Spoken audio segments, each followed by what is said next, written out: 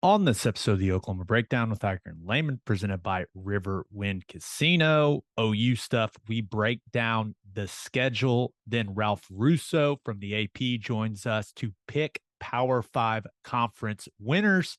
And we finish up with our winners and losers of the week.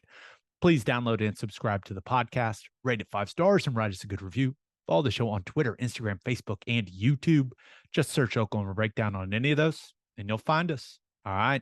Our man Michael Hosty will kick this thing off. It's time for the Oklahoma Breakdown. It's a beautiful Wednesday, August 24th, and you're listening to the Oklahoma Breakdown with Ikard and Lehman, presented by Riverwind Casino. Riverwind is Oklahoma City's premier casino experience, and there are so many reasons why Riverwind is consistently voted OKC's #1 casino, but it all starts with their amazing variety of gaming thrills and excitement. Riverwind's beautiful, award-winning environment plays host to more than 2,800 of the latest electronic games with a huge selection of table games, including blackjack, blackjack match, roulette, and Teddy's favorite, craps. No matter what your game, Riverwind has it in spades and hearts. And to learn more about their gaming promotions and entertainment options in the month of August, visit riverwind.com. Riverwind Casino, simply the best. Now, recording this on Wednesday morning. Please leave us a 5-star review and a nice comment. Teddy, we're getting it done early because the Dallas Wings have game 3 tonight against the Connecticut Sun. Decisive game at home. Let's go. Come on, Wings. Awesome. That's going to be cool. Head down for the game. Hopefully they pull that thing off. That'll be cool. It will. It's going to be fun. Now, hopefully, I know a lot of people don't listen to this until Thursday. Hopefully, you have seen me celebrating a Wings victory on Twitter. If not, I will be very sad, and please send your condolences. Okay, man, we got a lot. We got a lot to talk about. We've got Ralph Russo, our buddy from the Associated Press. We're picking Power 5 winners, Power 5 conference winners with Ralph. So that is a fantastic interview. But of course, we're going to start with OU stuff like we always do. And we're going to break down the schedule. But we got to start with the most important news of the week for OU football, and that is Hooters. Yeah, Hooters, because 6 of OU's offensive linemen, Tyler Guyton, Anton Harrison, McCade Matar, Andrew Rame, Chris Murray, and Wanye Morris have signed an NIL deal with Hooters. Now, only offensive linemen from 10 schools were included in this whole thing. Ted, what an honor for these young men. I mean, this is what NIL is all about. I love it. I love it. I love it. It's been awesome. And I'll tell you why. The first thing you think of is like dangerous proposition for Hooters signing all of these offensive linemen to NIL deals. I'm sure it comes with some food allowances in there, and these guys can turn your lights out whenever it comes to eating wings. But the amount of fanfare and publicity that Hooters has gotten from this deal makes it worth it. We spent, a couple of segments, it felt like yesterday, talking about it, and I was convinced that I need to go by Hooters and get some wings. It's been a while because they do have really good wings. So I think mission accomplished for Hooters. Oh, there's no doubt. Yeah, and I love the press release they put out. They basically said, the offensive linemen, they're going to visit local Hooters. They're going to have roles in Hooters social media content, what they're putting out on their social media also. And I love that they just want to give offensive linemen some more spotlight. Yeah. And the statement in the release that I loved was they want to, quote, redefine what it means to be the big man on campus. Yeah. So this is amazing. I am with you on Hooters wings. Now, full disclosure, I haven't been to Hooters in a really long time, but the wings are good.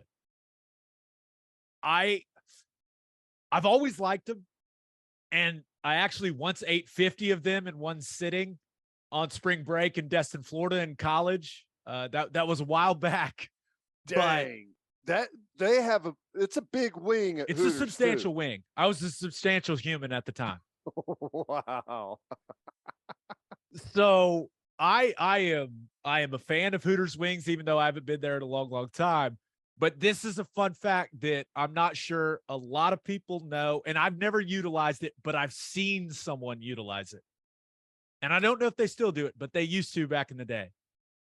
You can ask the waitress to debone the wings for you, and they will do it.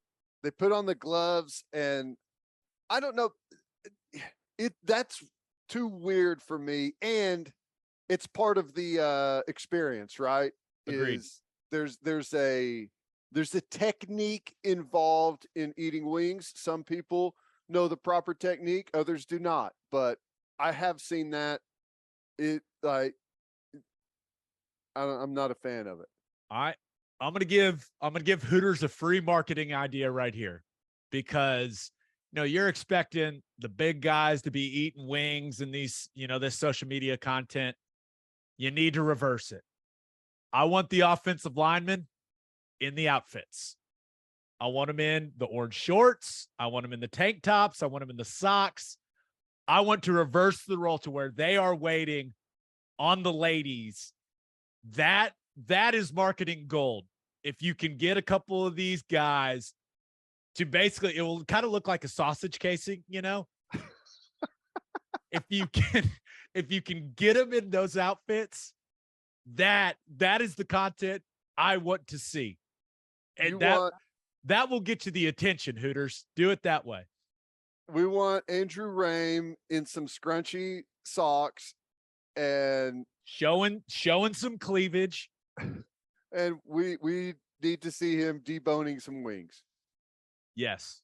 So there you go, Hooters. Free $1 billion idea for you. All right. Now I halfway feel like no one would ever go to Hooters again after that. I mean, this is the reality of it.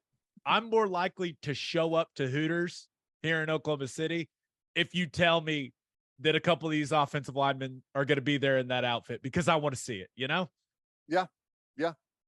I'm with you. Yeah. We'll see. I hope they use that. It'd be so funny. They'll get creative with it, I'm sure. A calendar of some of these offensive linemen in those outfits. I mean, are you kidding me? Just fly. Funny. They would fly. That's funny. Do you want to talk about the schedule now? Are we done with the Hooters talk? Now that you've got the mental image of all these guys in that outfit. I think we'll circle back. All right. I'm still shocked by the 50 wings in one sitting. That is amazing. Light work. It was light work too. I was drinking beer while I was doing it. Couple baskets of fries too. They got good fries. The curly fries are This podcast is not sponsored by Hooters, but man, we just maybe it should be. Jeez. Free commercial. Yeah. All right. It's time to break down OU's schedule. And when you look at it, you go UTEP, Kent State, at Nebraska, Kansas State, then TCU, then you've got OU Texas, then you get Kansas, you've got the bye, then at Iowa State, home against Baylor, go to Morgantown, get Bedlam at home, and you finish up the season on the road in Lubbock against Texas Tech. And as I look at this schedule, Ted, and I know we've touched on it a little bit, but I wanted to dive a little deeper into it. There's been a lot of change, right? New head coach, new offensive system, offensive coordinator, new defensive system, clearly, with Venables, a new quarterback with Dylan Gabriel. But I firmly believe if all of that wouldn't have taken place, right, if there wasn't so much change, and I think some uncertainty that comes with that, there'd be a real conversation about the possibility of OU going undefeated. Yeah. Because, and that I don't think that's a fair conversation for Brent Venables, right? Year one as a head coach, like it's really, really hard to go undefeated, no matter how well the schedule lays out for you. But the guy didn't take the job to go 9-3. I know that for a fact. So you look at it with Nebraska being your toughest non-conference game, like it is, man, the schedule lays out well. It does. And here's the way I look at it. And just kind of like what you said, it's maybe it's not fair, but last year with a really similar schedule, you could make the argument that this year's schedule is, I mean, you really don't need to make the argument.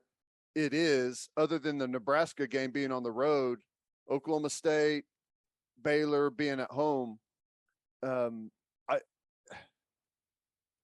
I feel like we almost ran the table last year, and I think that we're going to be better pretty much across the board than we were a year ago. We're throwing into the end zone to beat Oklahoma State. Baylor in Waco, they kicked our ass. Okay, there's no way around that one. But you don't have to get a whole lot better from what we saw last year in order to take that schedule and, maybe you don't beat Baylor, but you beat Oklahoma State and you take a lot of those close games and make them, double-digit victories. I feel like that's definitely in the cards this year. Yeah. I mean, you do have to feel like maybe there's going to be a hiccup somewhere, but I'm totally with you. It's something that you don't necessarily want to say because we haven't had an undefeated regular season since 2004. So to predict that is not something that you necessarily want to throw out there, but my goodness, they'll be a favorite in every game. And unless something happens injury wise, you feel like they should win every game that they play. Now that doesn't always happen, right? It rarely happens, even with the some of the greatest teams that we've seen. So all that to say, I agree.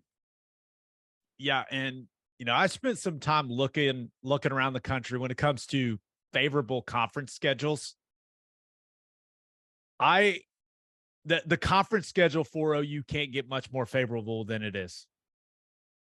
I mean, when you talk about the other teams that are expected to be in the mix for a conference championship in the Big 12, they don't play any of them on the road. You got Baylor in Norman, you've got Bedlam in Norman, you get K-State in Norman, and then of course you get Texas in the Cotton Bowl. So when you look at whether you're looking at the media poll or any of these AP polls, like I think everyone views the top half of the Big 12 this year as OU, Texas, Kansas State, Oklahoma State, and Baylor. You don't have to play any of those other four teams on the road. You can't ask for a better conference schedule than that in year one if you're Brent Venables. You just can't. So knowing that, I'm not saying that they should run the table in the Big 12, but I am saying it can't set up better for them to run the table in the Big 12. So right. that becomes the question for me is should we expect them to run the table in the Big 12? Should that be the expectation? I know the expectation is for them to be one of the two teams to play for a Big 12 title in Arlington. That is undoubtedly the expectation. But as I kind of look at it, man, it's hard not to look at that schedule and to go, man, 9-0 it's pretty attainable. You know what I mean? Yeah. And I said it's been a long time since we've had an undefeated regular season. It has not been a long time since we've run the table in the Big 12. I know they did it in 16.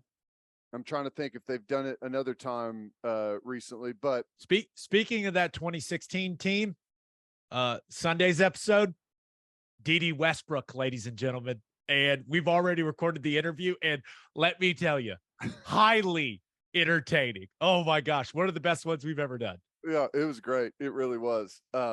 But yeah, so I'm totally with you. Especially for, it's just the Big 12, but knowing that you play every single person in your conference for it to lay out the way that it lays out this year, it's all you can ask for. You just go out there and you take care of business, and who knows what you might have at the end of the season. Yeah. So when we look at the schedule, and you and I tend to have different thoughts on this, but what are the most concerning games? I don't want to say they're scary. I'm going to call them concerning, or the ones that get your attention the most? Right. When you look at it right now, and I know we haven't even seen this team play a snap together in the 2022 season, but as you're just looking on paper, what games concern you the most? Well,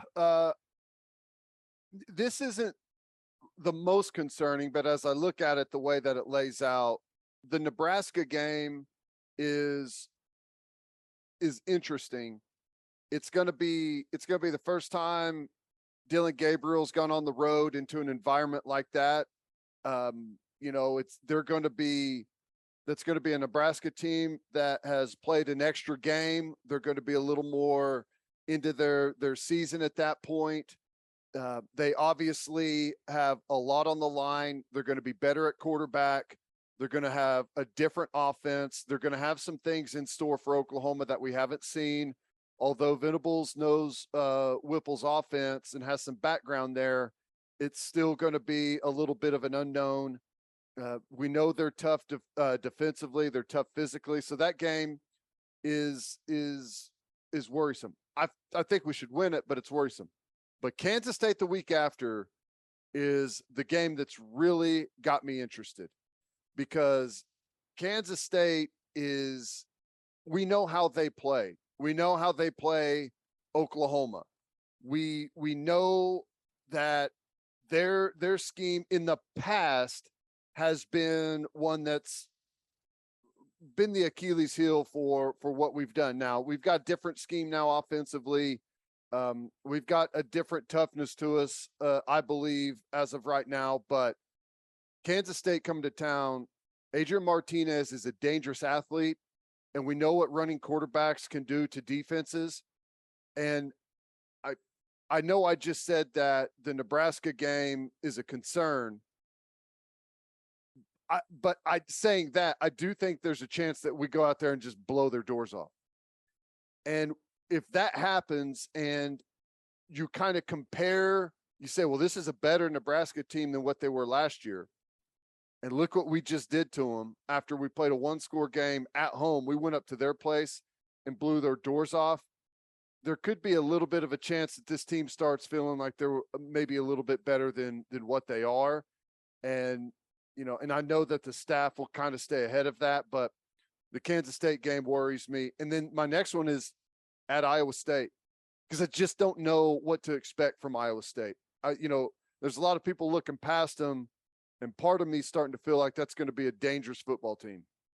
Yeah, I think that they're one of the teams that I think is going to be a lot better than people think they're going to be. Yeah. And the interesting part about Iowa State is OU gets them in Ames. Remember, that game got moved to Saturday. So that's October 29th. Iowa State's going to be a lot better of a football team on October 29th than they are on September 3rd. No doubt. And Hunter Decker's their quarterback, who Matt Campbell said is going to be a dude. And he told me that at Big 12 Media Day. Like, he will have had some time under his belt at that point. It'll be way more comfortable. And we know what that defense is going to be with John Haycock and, of course, Will McDonald, arguably the best edge rusher in the conference. So, yeah, Iowa State, it ain't going to be easy in Ames, man. It's the days of going to Ames and just beating down Iowa State, those games for the most part are over. Yeah, and it's a crazy atmosphere too. That place, that damn GJ. It's a rave. The one thing that's missing, I guess, is, well, I was going to say the drugs. Maybe not. Maybe the drugs are going up there, and some bottle service. Yeah, some neon lights spinning around. But yeah, that game's a concern. Yeah, and I like what you said about the Kansas State game. And just one quick note on that. I think you and I, we've both been fairly critical of Adrian Martinez as a player. Mm-hmm. But after seeing that story about him playing last year with a broken jaw, I got some respect for that dude, right? Like, now he needs to turn the ball over way less. There's no doubt, but I'm never questioning that dude's toughness. That's a hell of a story. But the style that Kansas State is going to play, like with the way that OU wants to play offensively, if Kansas State can slow it down and reduce possessions that game could be interesting. But I don't know. I do have some questions about Kansas State's offensive line and how that all is going to look for them this season. They got to replace 3 guys in the interior that played a ton of football for them. So you mentioned the Nebraska game, and I agree. One thing, I think one thing that people, look at that game and they feel comfortable about it is because OU's going to have a big talent advantage. And that's true. There's no doubt. But that place is going to be rocking, man. 90,000. And it's the first time OU's been to Lincoln since 09. Scott Frost and that staff are, I don't want to say desperate, but they are, you talk about a heightened sense of urgency to win that game. Casey Thompson, a quarterback, like that's going to be a really tough atmosphere. And it's going to be an atmosphere that some of these guys have really never experienced on the road. And I'm not saying that there aren't great road atmospheres in the Big 12, but other than what they've seen in the Cotton Bowl, right? Only half the stadium's against you there. This is going to be 99% of people against you in Lincoln. So it's going to be interesting. You mentioned that. Is this the biggest road atmosphere that we've played in since Ohio State? Yes. Yeah. Unquestionably. Yeah. Didn't think they haven't and now Manhattan gets going, Ames gets going, but it's not going to be like Lincoln's going to be, man. That's a huge stadium. Yeah. Huge. And those fans, man, they're like OU fans. They're great. So I just handling that atmosphere that's the most interesting part of that game to me, is how the team handles just all of those people being against them. Now, Nebraska fans are nice, but they're not going to be nice that day until the game is over. So right. Of course, Texas is a mystery this year with Ewers, with what that defense is going to be. That atmosphere there, you never know. We say that about that game every single year. Doesn't matter how good they are. Doesn't matter how good we are. It's going to be a dogfight. Game's insane. There's no other way to describe it. But you mentioned Baylor on November 5th. That, I know it's in Norman, but what Baylor did to them last year doesn't matter where the game is played. And I know there's a new mentality, a new toughness with Brent Venables and with Schmitty coming in, all that stuff. But the same guys that pushed OU around last year are all back for Baylor. Not only on the offensive line, but on the defensive line. All of them.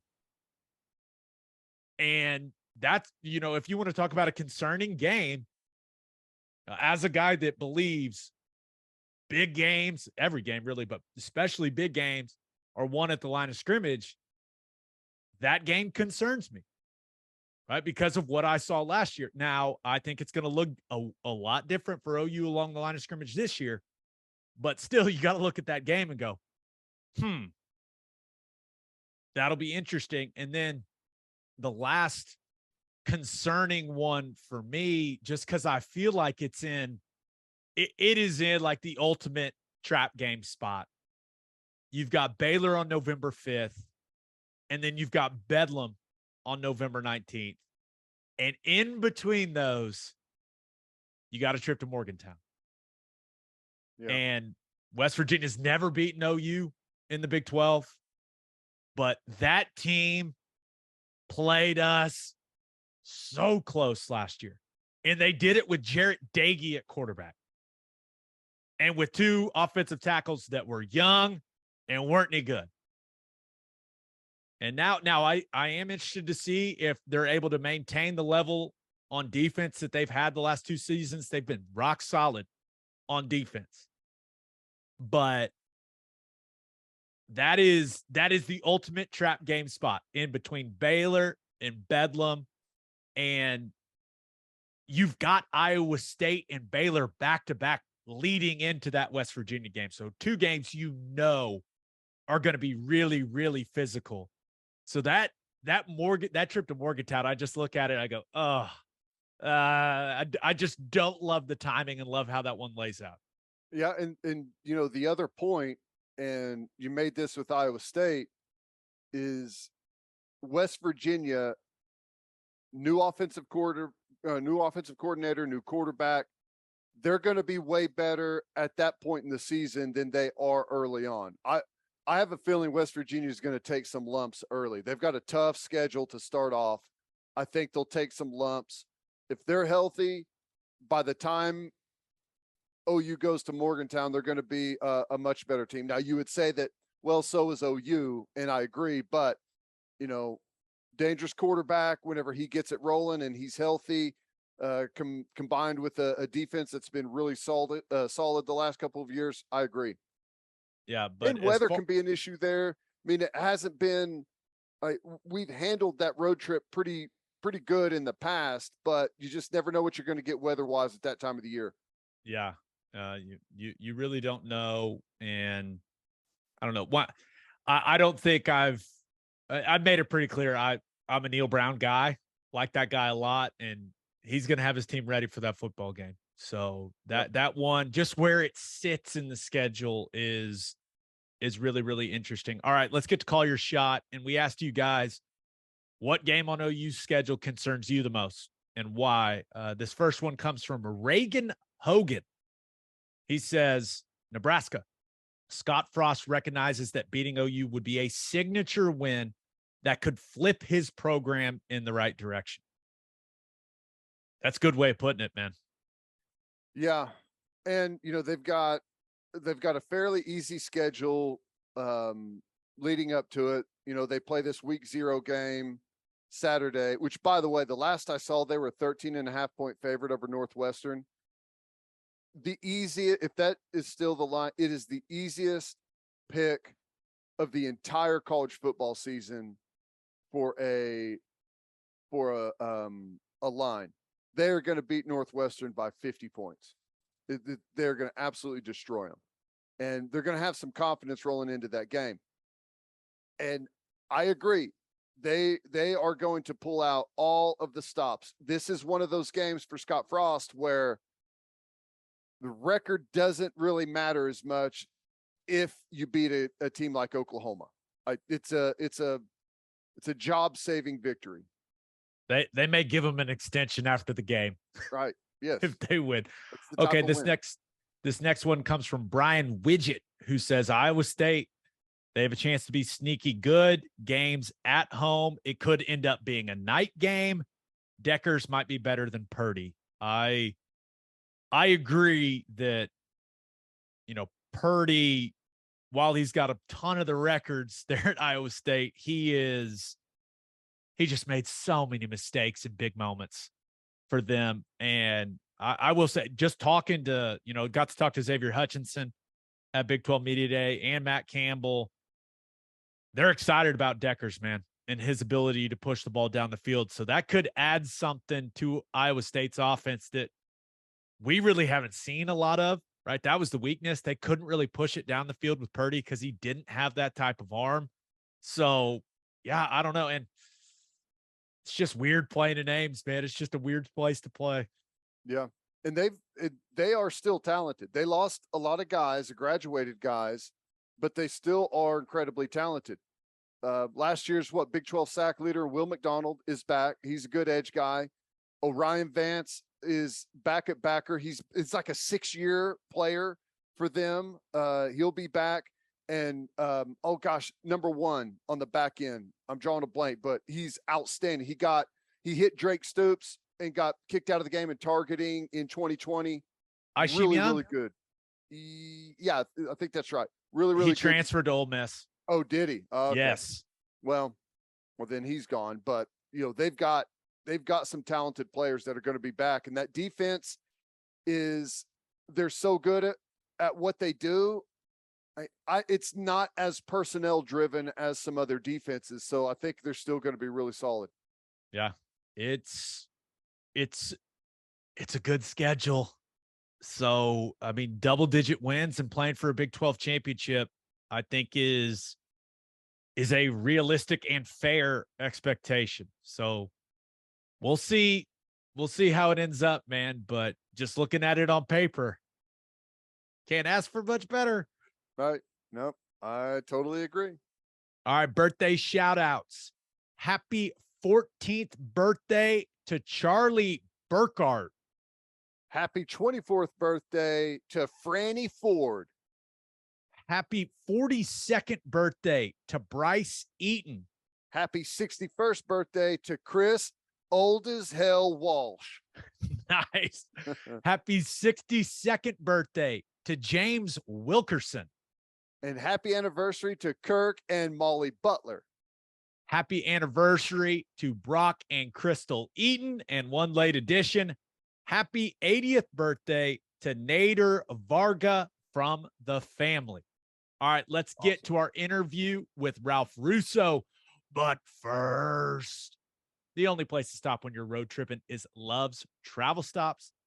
Love's has over 600 locations in 41 states, offering 24-hour access to clean and safe places. Whatever your road trip needs are, Love's has it. Fuel, fresh food, all the snacks and drinks, including, yes, my favorite, Java Amore. That coffee is fantastic. Love's also has you covered if you forget your phone charger or headphones. They've expanded their mobile to go zone so you can grab any of that stuff there. Make sure you download the Love's Connect app for exclusive offers from today's most popular brands. The Love's Connect app also includes a route planner and store locator. When you see that red neon heart on the highway, stop in and say hi at Love's Travel Stops. For a full list of what Love's has to offer, visit loves.com. Opolis Clothing is the exclusive home for all of our Oklahoma Breakdown merchandise. If you want to live your life in buttery soft comfort, go to opolisclothing.com. That's OPOLIS clothing.com and use promo code TED, TED, for 10% off. 10% off your entire order, that is. You still get a discount on all of the OU and OKC Thunder gear as well. That's opolisclothing.com. Use promo code TED for 10% off. Buttery soft and 10% off.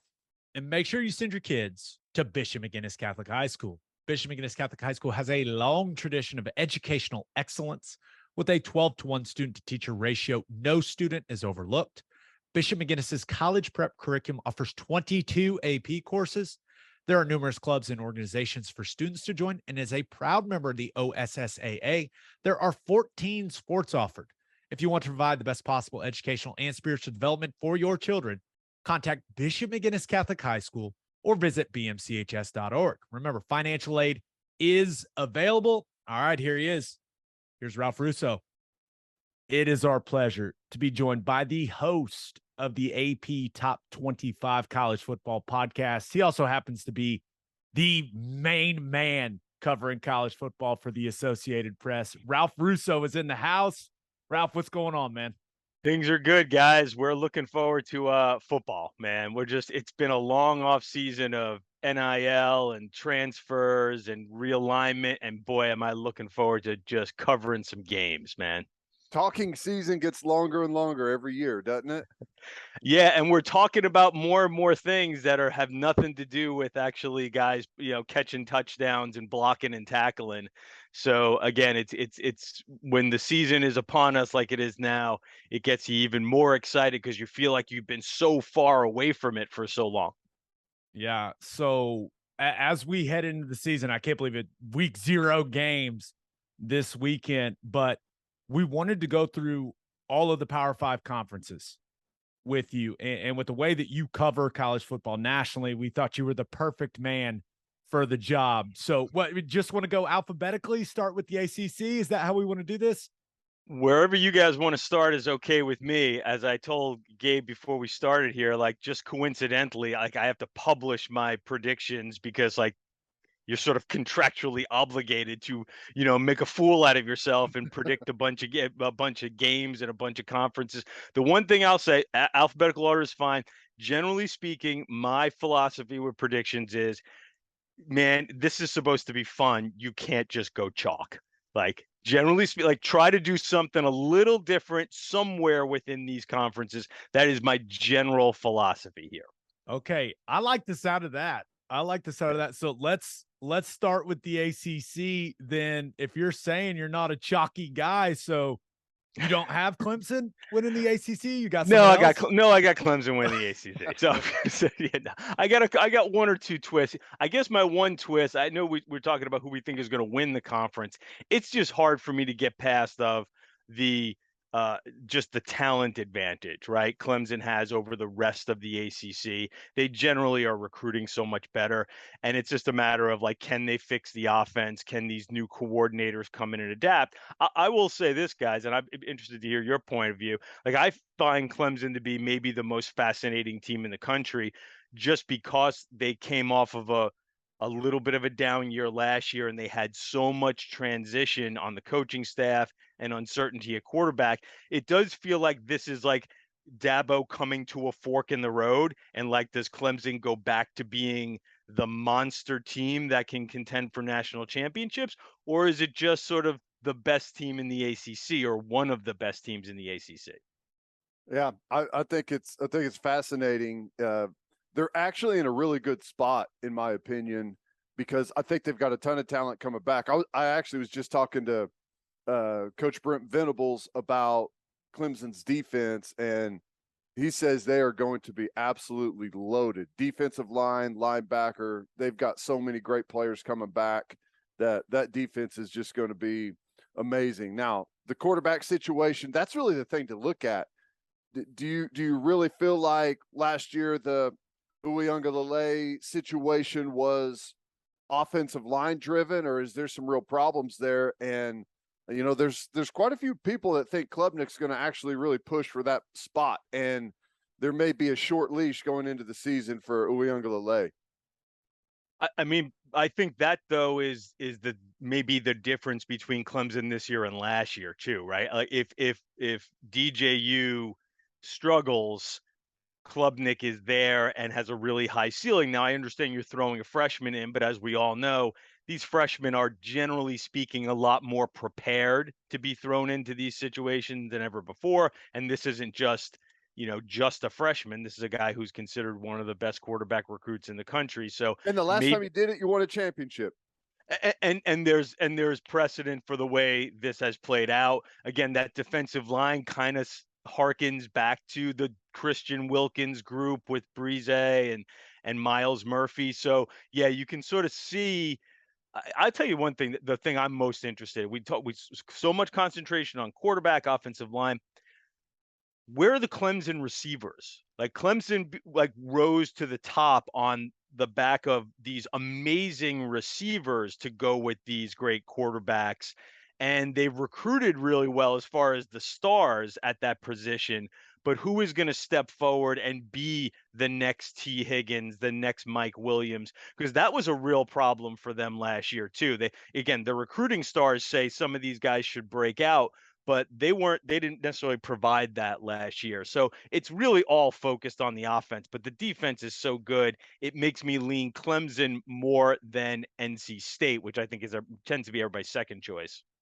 Right. And with them being in the same division, right? The last year of the Atlantic there and the coastal divisions in the ACC, I think we all like Devin Leary, NC State's quarterback. They're physical at the line of scrimmage, but they get Clemson at Clemson. And then, looking at the coastal, do you like Miami coming out of there? Tyler Van Dyke, really talented quarterback. Mario taking over there as the head coach, maybe a new mentality for Miami, no turnover chain anymore. Like, if there was one team you think can challenge Clemson, is it NC State, or do you think Miami could get him in an ACC championship game?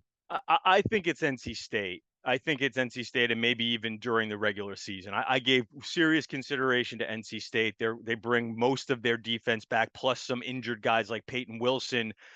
So it's a team that basically brings back like 13 starters, right? Like, they actually have more starters coming back than you can actually start on defense. I question their running game a little bit. Listen, it's hard not to question. You shouldn't be influenced by this because none of these players were on those teams, but it's hard not to be influenced by the history. Like, okay, this is your moment, NC State. Go out and be great. And we haven't seen them be great under Dave Doran. They have been very good. He has raised that program to a consistent level of success that has really been admirable, but they've never put it all together and had that big breakthrough season. So you find yourself thinking like, okay, I'm going to hold off until I see it. The other side, I got to tell you, so this is where I figured let's get a little weird. A lot of talk about Miami with a new coach. A lot of thought of Pittsburgh should be pretty good again, but you lose Pickett and Jordan Addison, and is it all going to come together? North Carolina was everybody's big disappointment last year. I wonder if we were a year too soon on North Carolina. They have recruited very well. They picked quarterback yesterday, May, who the former basketball players, the star of the brother of the star of the former basketball player there. I just I just think that it's not necessarily, oh, I love North Carolina. It's just that that division is so messy and has so many question marks. I could see somebody coming out of there 6-2, sort of muddling along, and really, quite frankly, being primed to get run over by Clemson in the conference championship game. I'm just not ready to buy fully in on Miami until I see proof of concept with Mario. And I don't blame you. There's been a lot of opportunities to buy in on Miami, and folks have lost money if they have, because Exactly. it's a tough job. It really is. But I do believe that he's as capable as anyone that they've hired. It's the best hire that they've had, and they've got some good things going around the program. So I'm optimistic. But and we don't have to spend much time on this, but when you look at the conference as a whole, Florida State down, Miami down, Virginia Tech down. Some of these teams that really carried this conference for a while are down. What's your feeling long term with the ACC? Is this going to get gobbled up? If Florida State and Miami bounce back, are they stronger to be able to stand on their own? Like, what's your forecast for the ACC? I mean, my long range forecast is I do wonder about what this conference looks like down the road. And when I say down the road, I'm not really thinking a year or two. That contract, that grant of rights that they have is probably locks them in pretty solid for at least 4, 5, 6, maybe even more than that. I think once you get toward the back end of the contract, now maybe some lawyers start looking for reasons for like start running how they get out of the contract, and the accountants start doing the math, and maybe they come up with a way where they go, okay, listen, it's a lot of money, but we might be able to do it. But on the field, listen, I think if you've had a lot of fun making fun of how the U is back, this might be your last year to have some fun with that. Like, I'm not picking them, but I also think that, like, I see what they're doing in recruiting and the way Mario runs a program and what a madman of a recruiter he is. I mean, he is one of the more intense guys out there. I think that they will trend back up. I'm very interested to see what Florida State has. And, if there's a chance that they could be trending back up, I think they're taking baby steps in that direction.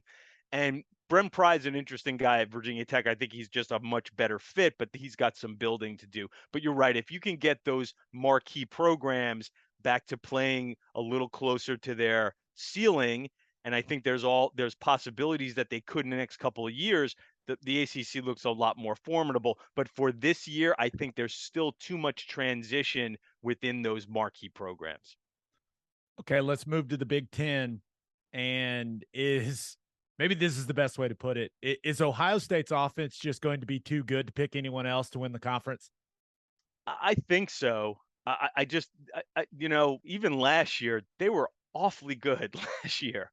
And, it's amazing. You lose. You guys understand this because you guys both played at Oklahoma. You go 11-2, and oh man, we had a rough year last year. Wow, really? Like 11-2, nothing but NFL guys on your offense, and that was a rough year.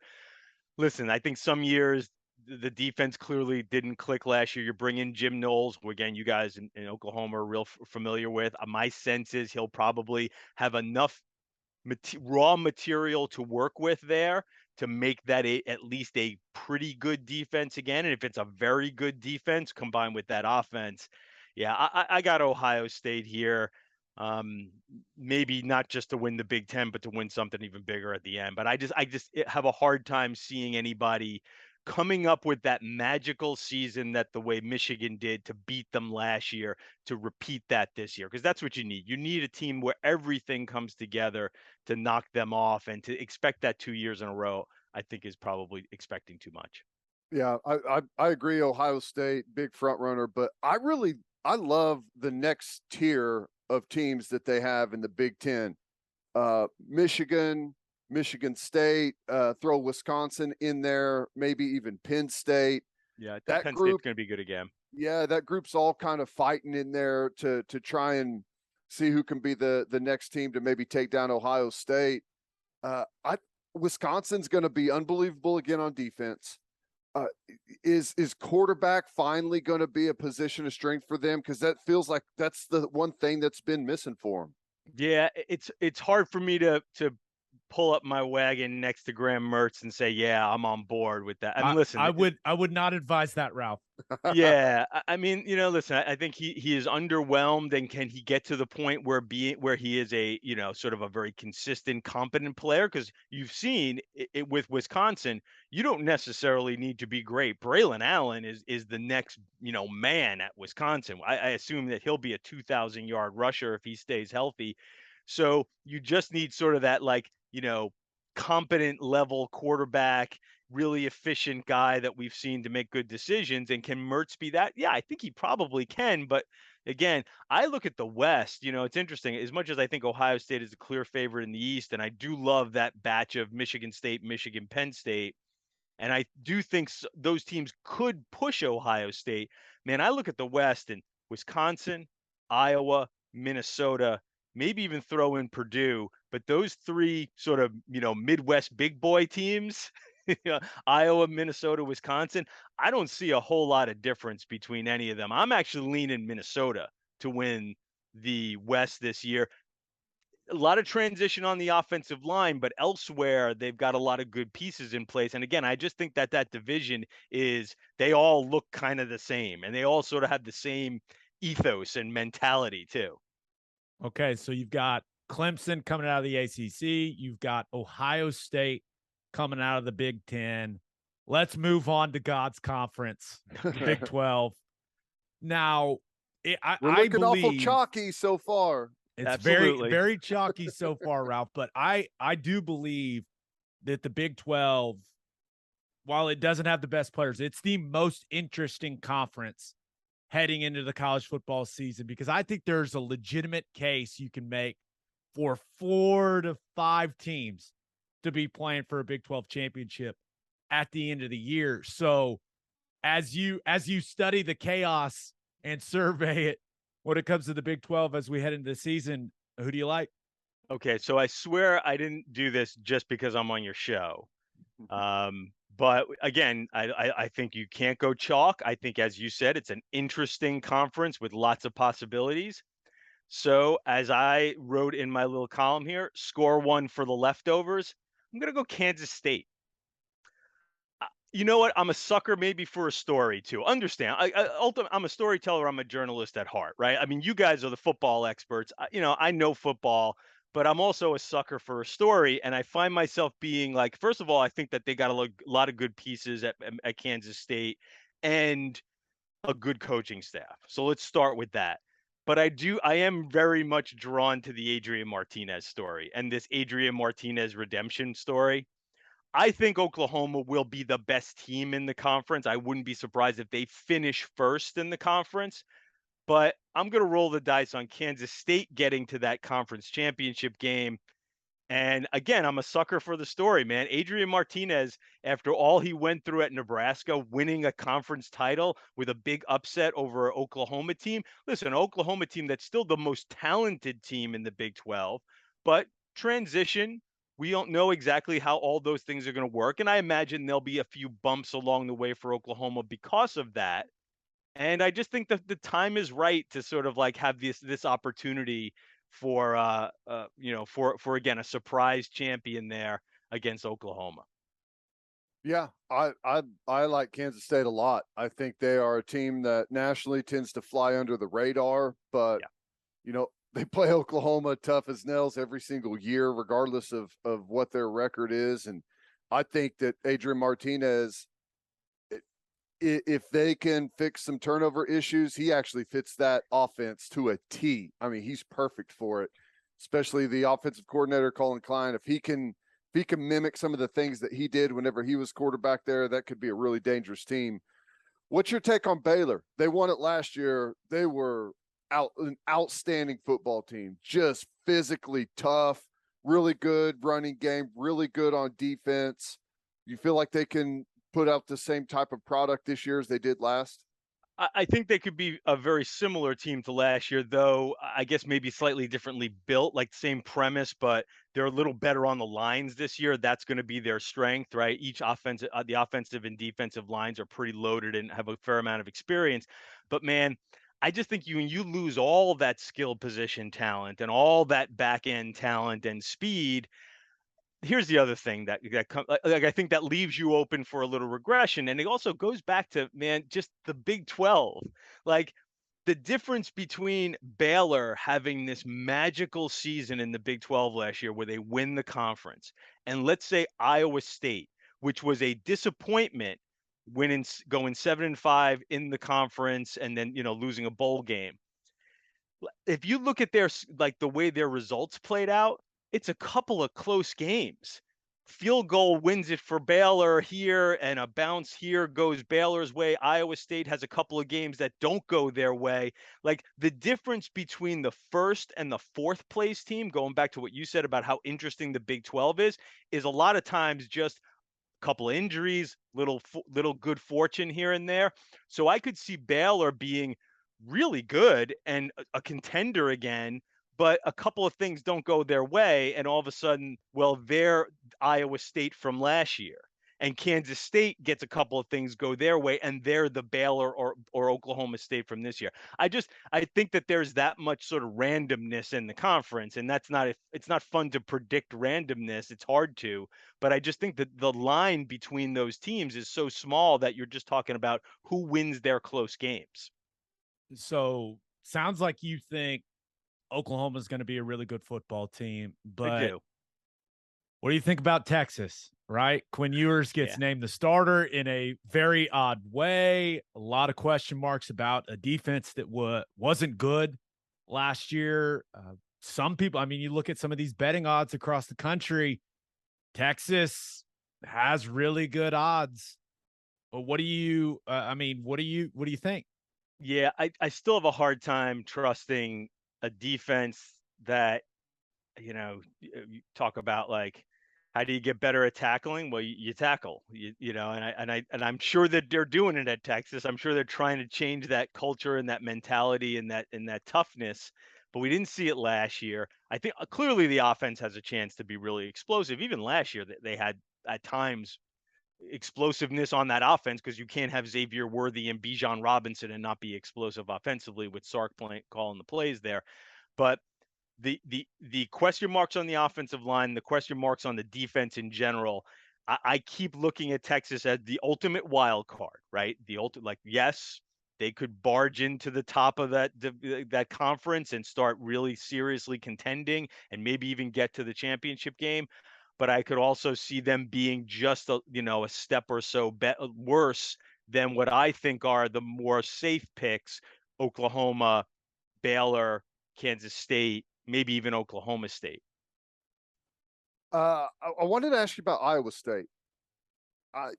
Last year they were picked to have a really good year. You talked kind of about how their season unfolded, and it seems like after that everyone just kind of forgot about Iowa State, and we don't know, like, was that just Campbell had a good group of guys that all came in together, had ton of experience, and now they lose most of those guys, and now they have to start back at square one. Is that your feeling on them, or are they actually going to be a really difficult team that's going to play close to what they have over the last 2 or 3 years, which is, they play everyone close with a chance to beat anyone in the conference on a given weekend? Yeah, I think the question is like, what is the new square one for Iowa State? Has Matt Campbell's clearly raised the expectations and what is possible at Iowa State? But I guess the question would be: is a rebuild year at Iowa State, we win 4 games? Like we go back to what Iowa State kind of looked like before Matt Campbell. Maybe we have to have one of those seasons before they ramp up again. Or is the culture good enough? Is the foundation good enough there that a reset season is 4-5 in the conference and they win 6 or 7 games overall? Right? Or maybe they at least get to again, it's a tough conference and a couple of close games, but can they at least still be, as you said, play close, play competitive as they're reestablishing their next core of players, right? They've recruited pretty well, but it's still a developmental program. And you'd think at a place like Iowa State, you would need a couple of years to cycle back up to get some of these guys in your system, build them up, get them to be older players. Now I know they like the new quarterback a lot. Brock Purdy was a tremendous player, but the Brock Purdy experience was pretty wild over the last few years, right? Pretty crazy to say that, a guy that broke all of their records is maybe what held him back. Well, yeah, it is weird, right? But there was clearly a ceiling there with Purdy, right? And I think that they feel like this kid Deckers has a chance to sort of maybe break through that ceiling, to be a little bit more of a consistent player, a player that, again, maybe has a little bit of a higher ceiling. But again, like I said, they lose so much so many core players there. I love Will McDonald. Listen, he's going to be a force. So again, they don't look like they're starting from scratch at Iowa State. And the question becomes, what's the new floor at Iowa State? And in some ways, it'll be as big a challenge for Matt Campbell and his coaching, skill and acumen this year as any year he's been there. Again, to sort of establish like, okay, what does it look like when you're rebuilding? I think they're going to be a huge pain in the ass for everyone in the conference. And that would be an immense accomplishment. And if you can get to the point where you're Iowa State and you can always be a huge pain in the ass, I don't think you can ask for much more out of Campbell and his program. Right. Yeah. As much as things have changed, you could still have the argument, and I'm not saying it's true, but you could have the argument that they have the best receiver and the best edge rusher in the conference at Iowa State right now. Yeah, and that's the thing. Simply having some like serious playmakers there, the guys who can sort of change games, leads you to think that they probably won't bottom out here.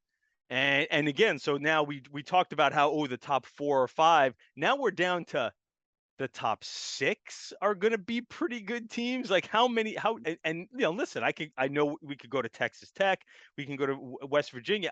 I mean, aside from Kansas, week in and week out, this conference is going to have probably the most competitive games, the most games that sort of can be a coin flip either way.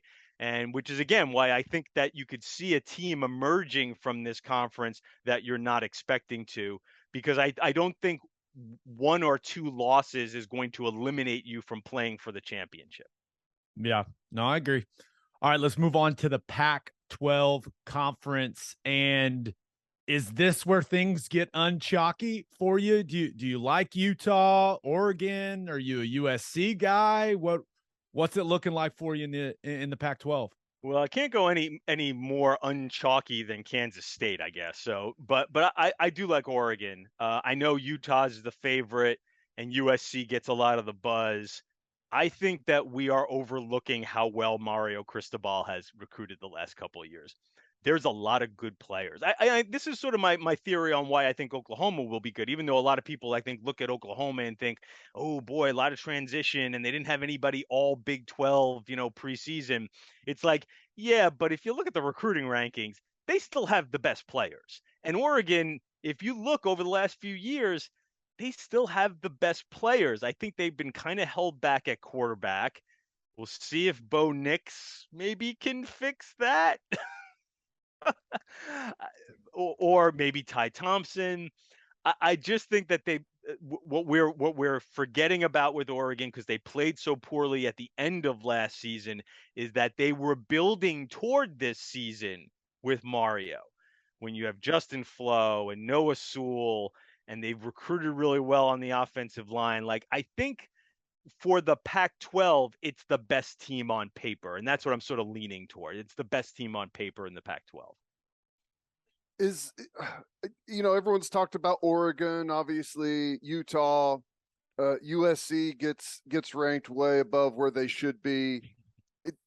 Is there any chance that UCLA is kind of lost in the mix here with a quarterback that's been playing college football for 15 years, and they've slowly started to get that system. They understand it. They had a couple of really nice flashes last year, but couldn't maintain. Could they kind of be a wrench in the system, perhaps? I think so. You're right, just with the idea of the experienced quarterback with DTR there and Chip.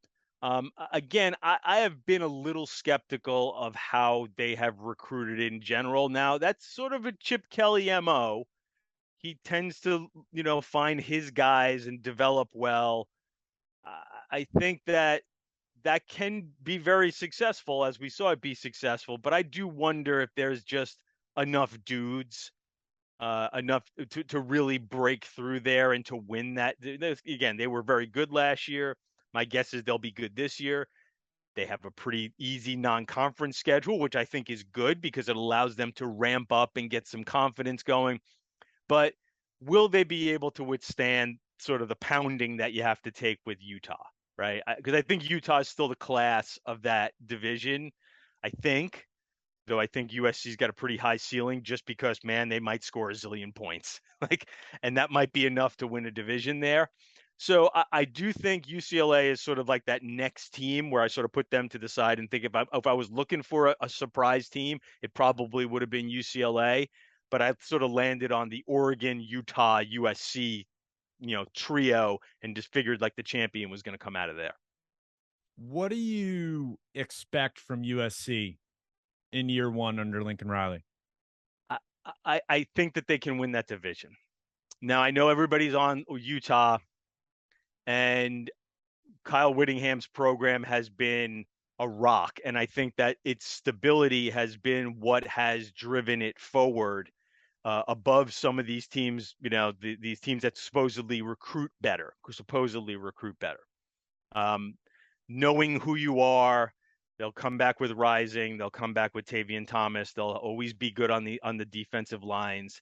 They got a really great corner in Clark Phillips, who I think can be an All-American. So they very much have an identity there that I think they lean into, and that provides them, a lot of success. But I think so. That's a lot about Utah. So what's USC? Well, USC is just, they're the circus, man. I mean, they're going to be a lot of fun. I can't see Caleb Williams, Lincoln Riley, those receivers, Travis, there's going to be a lot of points there. I don't, especially against a Pac-12 schedule. I just think that they're going to overwhelm teams with their offense most weeks, and whatever issues they have on the defensive side, they'll get exposed on certain weeks, but not often enough to keep them from winning a division. Just a little bit deeper on USC. What's your thought of, this is maybe our first real look at what a team that's built via transfers looks like compared to a team that's built via recruiting. And, I'll just say from watching Lincoln Riley up close, he's a fantastic coach. I think he does a great job in recruiting. I think obviously he's a brilliant offensive mind. I think his biggest weakness as a coach is culture. Mm-hmm. And the toughest thing to do with transfers is get the culture right whenever you're adding a bunch of people from different places. How do you think that whole thing plays out? Yeah, I think that, and that's a theme we're going to see around the country this year. I'll not to waste too much time here, but let's look back for a second. Michigan State was one of those teams last year, right? It really leaned into transfers. It all clicked, and they ended up having a great year. But I'm with you. I think that it builds a certain amount of uncertainty into what USC is doing. does the culture fit together? Is everybody pulling the rope the same way? Like, you bring in all these kids and there's a bit of a mercenary feel to all this. And what happens when it doesn't go right? Does everybody start looking at, well, what am I declaring for the draft? Right? Like, you lose a game here or there, or you have a bad break, and does what you're trying to build become really fragile and fall apart? uh, you know, um, I think it's a fair thing to question, and I do wonder how that's going to work at USC, to a certain degree, Oklahoma, right? Bringing in a whole bunch of new guys, LSU, Ole Miss. There's a whole bunch of these teams, really good teams that are leaning into the portal this year. And my feeling with USC is the conference gives them a little more leeway there, that they might just simply be able to overwhelm most of their opponents with skill, talent, and Lincoln Riley's, beautiful mind.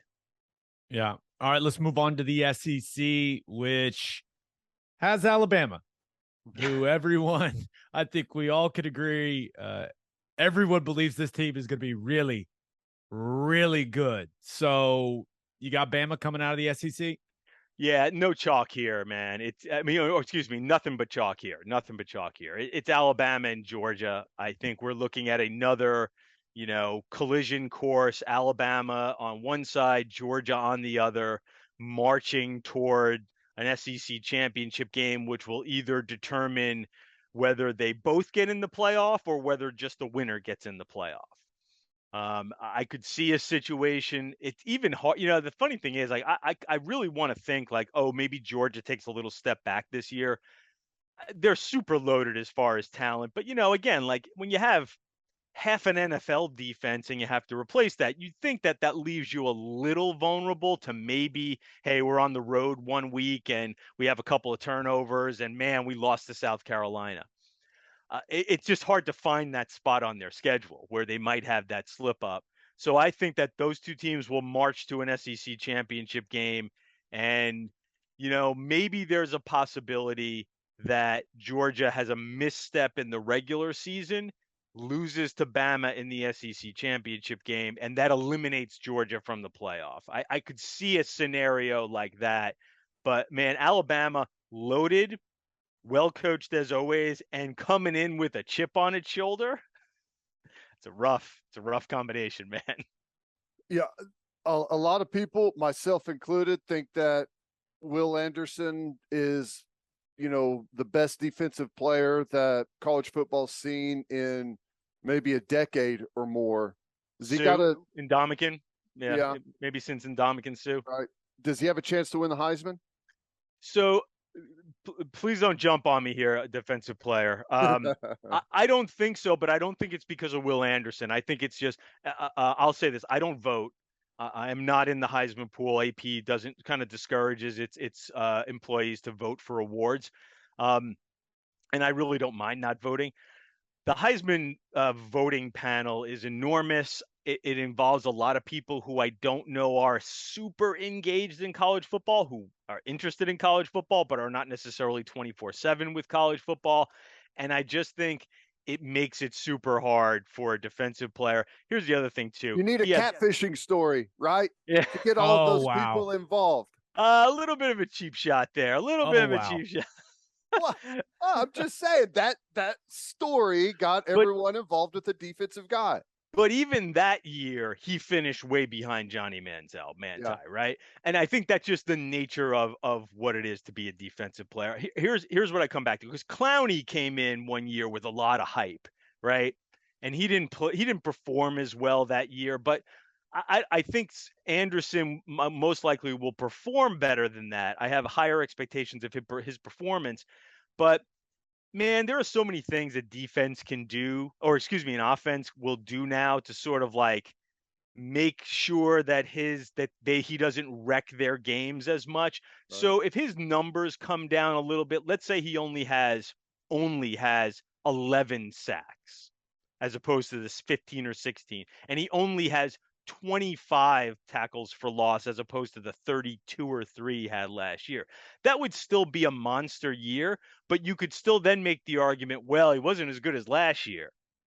So I just think it's hard to expect this voting panel to embrace a defensive player in this age of offense. And we know there'll be great quarterbacks with amazing numbers. You know who I think is going to win the Heisman? I think it's going to be Caleb Williams. Well, a lot of voters out west. Yeah, but I also think that there's a lot, like he'll put up these crazy numbers. I think USC is going to have a good enough year. The narrative around him will be, even if they don't make the playoff and win the Pac-12, will be, hey man, he lifted USC out of a 5-win season. Look at those great numbers. And I just think there's enough people who are drawn to these quarterbacks that it takes a guy like Will Anderson. I just don't know what he would have to do other than be better than last year statistically, and last year was historic statistically. So it just seems like it's a tough road for a guy like Anderson. Sorry, Teddy, man. It's not fair. It's not fair. It's not fair, man. I'll tell you right now, Ralph, there's gonna be a lot of people that hear you say Caleb Williams there, and there's gonna be some 4-letter words flying after you.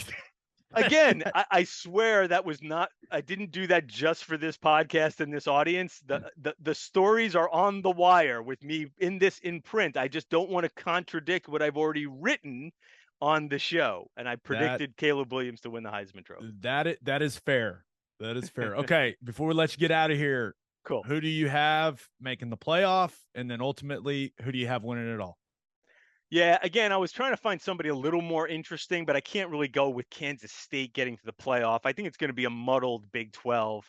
So that left me with Alabama, Ohio State, Clemson, and Oregon.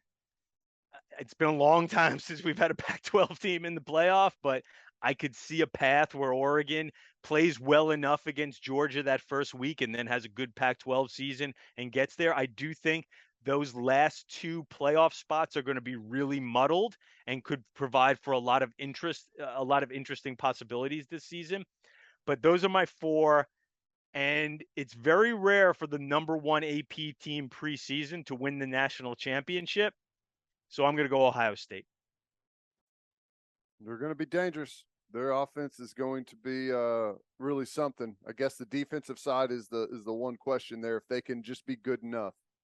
Hey, they got dudes on that defensive side. Again, it's not like they haven't been recruiting there. They got a couple of defensive ends, Jack Sawyer, including them, who were 5-star recruits last year.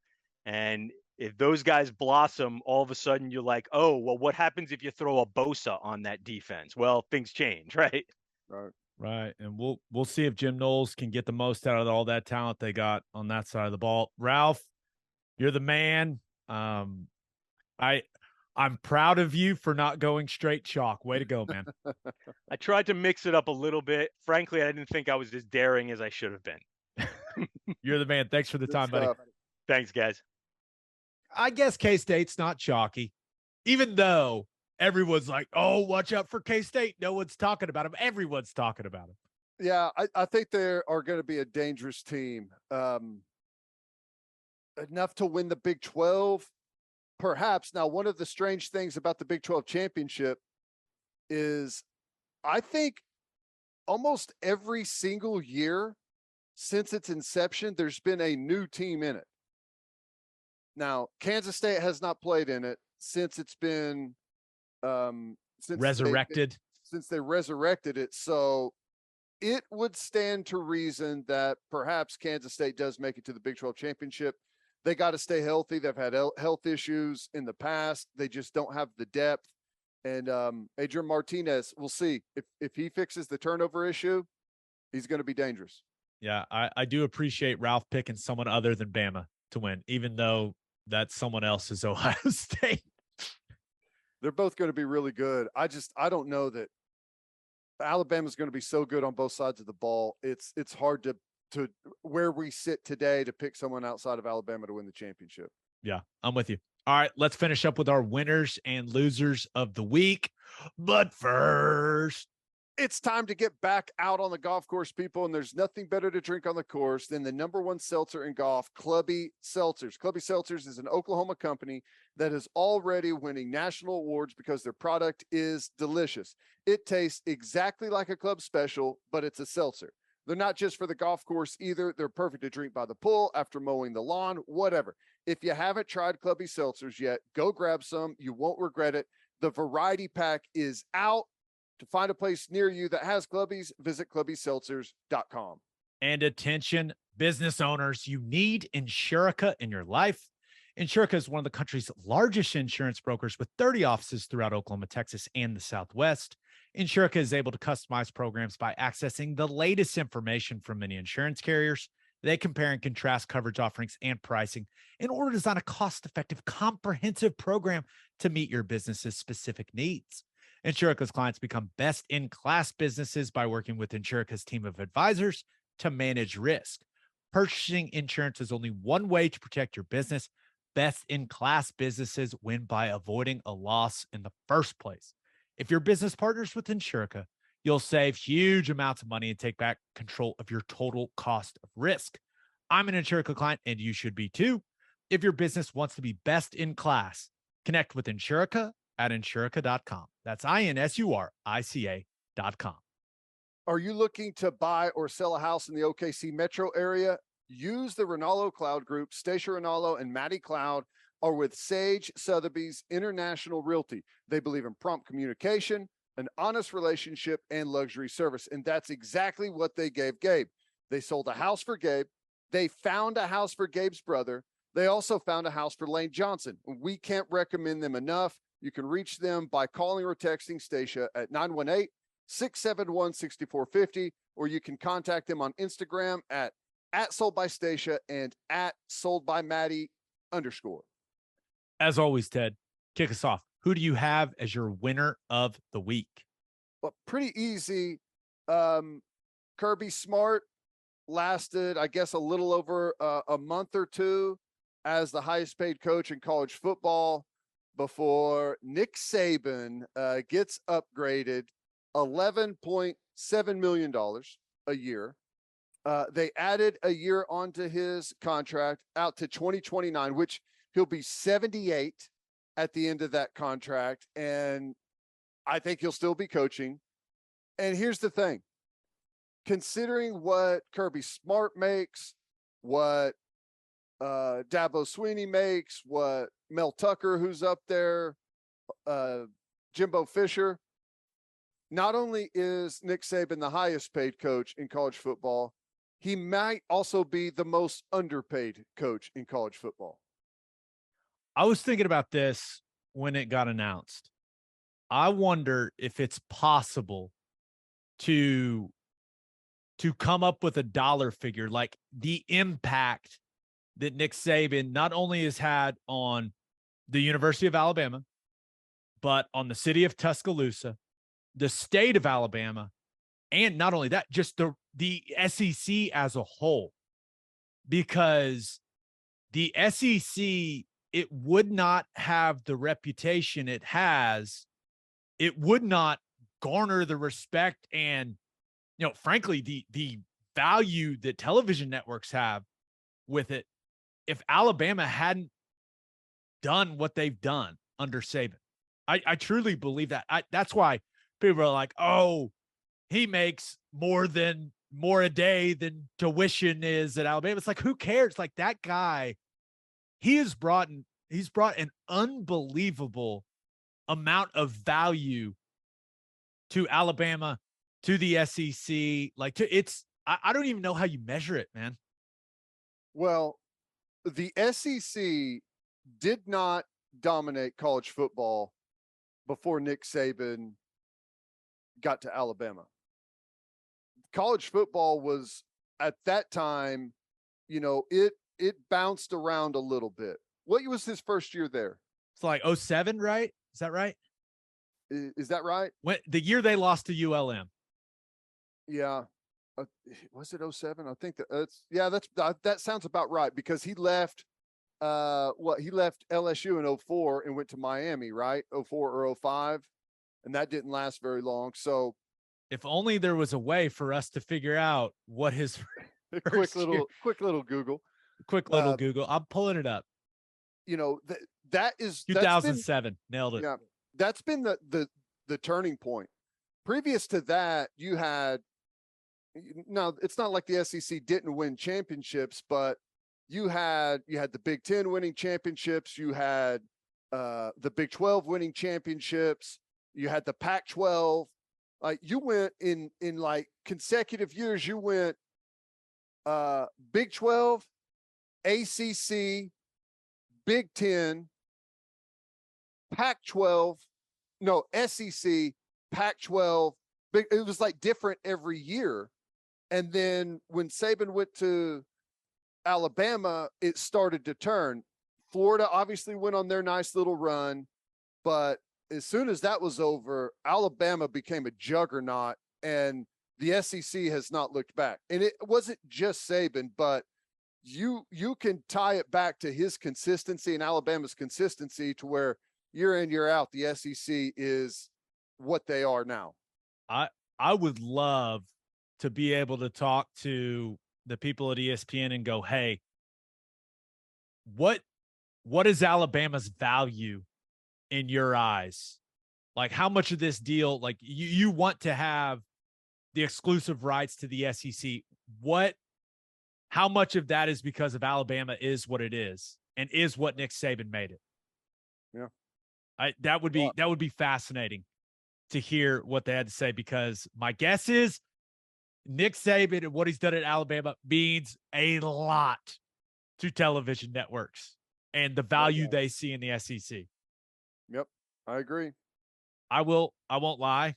And just because it was weird, the timing was weird because of, when we record these episodes, I'm stunned you didn't have Baker Mayfield as your winner of the week.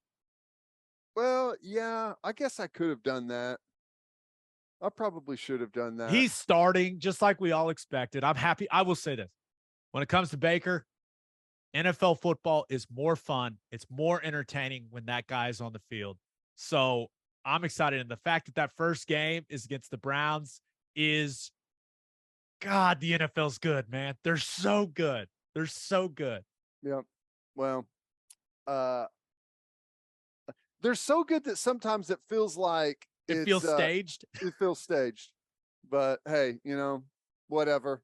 Big money. We'll all be there ready to watch. So not shocking that he won that starting job.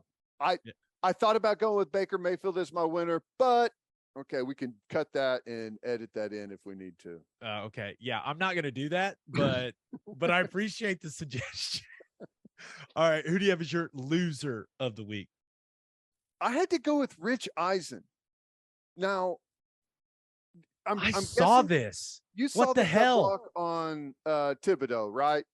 Thibodeau, defensive end for the Giants, first-round draft pick out of Oregon.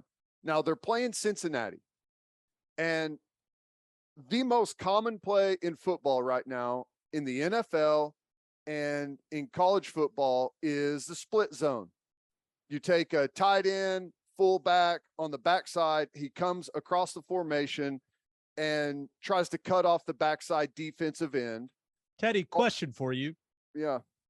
From a football perspective, why do teams run so much split zone? Why is it such a difficult play for defenses to adjust to, even though it seems pretty simple? What could you tell us about the gap integrity situation? It could be tough.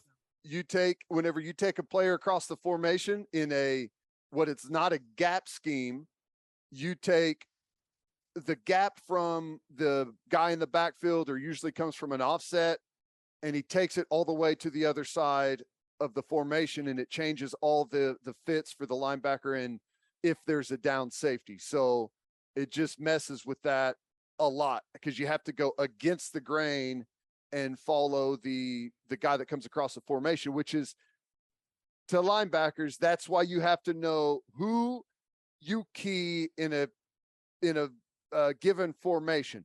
And in one of those formations, the offset guy is your key. He'll take that gap, takes you to where you're going to fit. All of that to say, a high percentage of that block is a cut block. You're coming across the formation. The defensive end knows it's coming. Whenever he has pressure going away, he knows that guy's coming for him to try and cut him out. And in a football game, you're going to get cut a big percentage of the time. You see it coming. It's directly in your face. And you would think that Rich Eisen, and I know he doesn't have a football background, but the guy's seen enough football to know that this is a legit block. It's not dirty at all whenever a guy can see you coming. And here's what he tweeted, Gabe. Penalty, hefty fine, suspension. Nothing less is acceptable. And it's just totally wrong.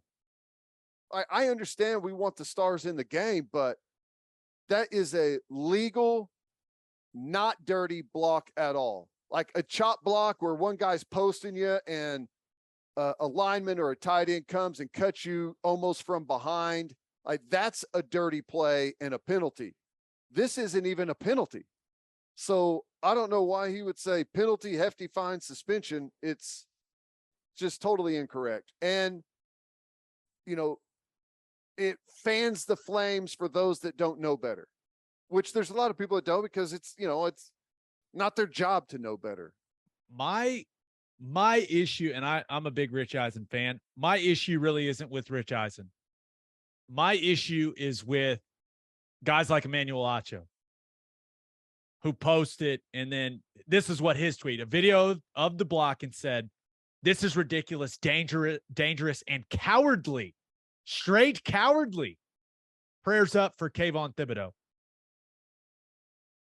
If you're a football player, if you're a former player that played at a high level in college and then played in the NFL, how can that be your take on this play? You know what the real football take is on this play? What the hell is Kayvon Thibodeau doing? Yeah, he needs to get inside that block, and he shouldn't be standing outside. I guess sometimes you can be outside of it. Almost always he gets inside of that play, but why are his eyes not in the place? When they're in that formation, why do you not know if they're running the football, there's a high probability that it's split zone and that tight end is coming to cut your ass. Yeah. Why aren't you using your hands? If you're going to go with the shoulder like that, which I have a feeling that's not the technique that their defensive line coach is working on. If you're going to go with the shoulder, like, you better get it, man. Right. Yeah. Why are you staying completely square? Why aren't you taking that guy on? Like, that's the bottom line of that hit is it's legal. It's not dirty by Thad Moss. He's just executing his assignment. His assignment on that play is, hey, go get that defensive end on the ground. Yep. There's nothing like, hey, man, watch his knee. No. Go get him on the ground. That guy's trying to make a roster. You have to understand that. That's his job on that play. And he executed it exactly how he's supposed to. Like, you got guys like RG3 saying, hey, you need to ban this block. No, you don't. Because this is the reality of it. If you ban guys going back and cutting on split zone slice, whatever you want to call it, that play's not going away. Because it's a really hard play for defenses, because you have to gap adjust on the fly. Which, on that point, we probably need to talk about this at some point. I think they just banned it in college. Did you see the rule changes? Oh my God. The tight end can no longer cut, even if he's on the line of scrimmage. I really disagree with that, and here's why. That play's not going away. It's not. It's a really effective play for offenses. So that means now, when that player is going back to block that defensive end, there is going to be a head-on-head collision, a car wreck between a 6'4", 250 guy and a 6'4", 250 guy. That are lined up about 8 yards apart from each other. At full speed. One guy's going to be running full speed at the other. And I thought the whole part was to eliminate the collisions like that out of the game. Yeah. Right? I thought we were protecting guys' heads and all this stuff. And now you are eliminating a block that reduces those collisions in a game. Yep. Which, I'm not sure that I know the tight end, even if he's lined up on the line of scrimmage, hand down, can no longer cut block. It has to be inside the tackle box. But I don't know. I don't know if they're calling that inside the tackle box. You know what I'm saying? I don't know. I don't know what the ruling is since that tight end's off the line of scrimmage coming across the formation. Have to see. That's frustrating. To wrap this whole thing up, Thad Moss is just doing his job. Kayvon Thibodeau got to play with some better technique because now, hey, you know this as well as I do. It's on film now. Hey, this guy doesn't know how to play split zone. So guess what? When he comes back, and I'm really glad it wasn't serious, right? MCL sprain, couple weeks, he'll be back, right? Which is good because I want to watch Kayvon Thibodeau play football for the Giants. But now that it's on tape, that he struggles taking on split zone, guess what? Here it comes. They're going to run it at his ass 10 times a game. Yep. And say, hey, we're coming to cut you. It's legal. It's within the rules. You better learn how to play it. And until he proves to teams, hey, you can't run this at me, it ain't going to work. I'm going to take this block on. I'm going to make plays. They're going to run it at him in a multitude of ways, Ted. That's right. Yep. That's how it works. It's a copycat league. Yeah. All right. Let's get to my winner and loser. But first, First Fidelity Bank is a full-service financial institution based in Oklahoma with tailored solutions for all your personal and business needs, checking accounts, saving accounts, home loans, and much more. They do it all, whether it's online banking from your computer or mobile banking from your phone. Everything is stress-free with FFB. Making mobile deposits, paying bills online, and moving money to different accounts could not be easier. First Fidelity Bank provides free ATMs worldwide, making banking convenient wherever you are. They also give back to the community. FFB donates a total of more than $500,000 to local charities and educational foundations. Make your life easier and go bank with First Fidelity Bank. Visit ffb.com for more information. And if you're a whiskey or bourbon drinker, stop what you're doing. Head to your favorite liquor store and buy some Balcones products. You got to grab some of Balcones Lineage single malt whiskey. It was voted one of the top 20 whiskeys in the world by Whiskey Advocate, and you'll be shocked by how affordable it is. Also, you got to snag some of Balcones Baby Blue Corn whiskey. It's made from blue corn. That's the fancy corn. And that is why it has won more than 25 awards. Last but certainly not least, you got to buy some of Balcones Pot Still Bourbon. Its big flavors make it the perfect bourbon to drink year round. Remember in 2012, Balcones Single Malt won the Best in Glass competition, beating brands like Johnny Walker and Macallan. This stuff is the real deal, people. If you love great whiskey and bourbon at a great price, then Balcones products are the only way to go. The whiskey may be made in Texas, but the owners, yeah, they're from Oklahoma. To find a liquor store that has it, visit balconesdistilling.com. All right, for my winner of the week, thought about going with the University of Washington football broadcast team because those guys are going to be grinning all season because Kalen DeBoer just named Michael Penix their starting quarterback. And it's just really hard to say Penix without getting a smile on your face. It's nearly impossible. Every time I look down and read it here on the rundown, I laugh. It looks like you just X'd out the last letter of a dirty little word. I see it now. Penix goes deep. Giggling. It's great. It is what it is. But I'm happy for Michael Penix Jr., right? Was that Indiana? Did some good things. Everyone remembers, him stretching for the pylon. I was halfway shocked whenever I saw that. I was like, he's still playing? Feels like he's been around for a long time. Yeah. But my winner of the week, I'm going with NBA fans. Now, on one hand, Brooklyn Net fans, they got to be thrilled because the Nets and Kevin Durant have, quote, agreed to move forward with our partnership and are, quote, focusing on basketball with one collective goal in mind, building a lasting franchise to bring a championship to Brooklyn. Just if you're a Nets fan, hey, you still have Kevin Durant. Now, it's a truly bizarre end to this 2 months of drama of KD requesting a trade. But hey, if you're a Nets person, hey, you're keeping Kevin Durant. That's typically fun to watch that guy play basketball. But you could also be the rest of NBA fans because it still feels like this isn't going to end well to me. Like this is going to be dramatic as hell in some form or fashion because you still got Kyrie, right? He's still there. They couldn't trade him. you've got the awkward situation where Kevin Durant told Joe Tsai, who is one of the richest guys on the planet, that, hey, you got to get rid of Steve Nash and Sean Marks, or you got to get rid of me. And Joe Tsai kind of looked at him and was like, no, I don't. And the people that KD tried to get fired are all still there.